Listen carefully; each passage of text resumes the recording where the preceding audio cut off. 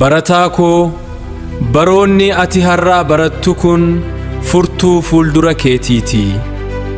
Beekumsi ati har'a fooyyessitu satti kufattu boru eenyummaa kee maatii kee fi hawaasa kee jijjiira. Kanaafu obsaan dubbisi gaaffii gaafadhu carraaqqii kee ammoo guyyaa guyyaan fooyyessi. Wanti ati har'a lafa kaastuu kamiyyuu boru seenaa kee kabaja maatii keetii fi jireenya hawaasa keetii jijjiiruuf humna guddaa qaba. Har'a dadhabbiin yoo jiraatellee bu'aan isaa garuu boru gurguddaa fi mi'aawaadha. Kutannoon qabaadhu, amantii kee jabeessi.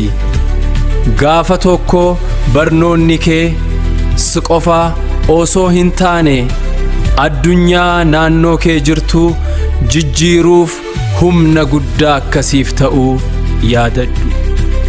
Beekumsi ati guyyaa guyyaan dabalattu, ogummaan ati guddifattu fi ilaalchi sammuu kee keessatti har'a ijaaramu guddina kee qofa irratti osoo hin daangeffamin boru mul'ata kee murteessa.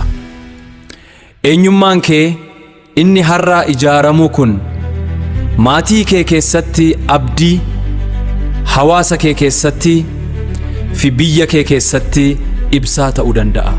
Barumsi qormaata qabaachuu danda'a.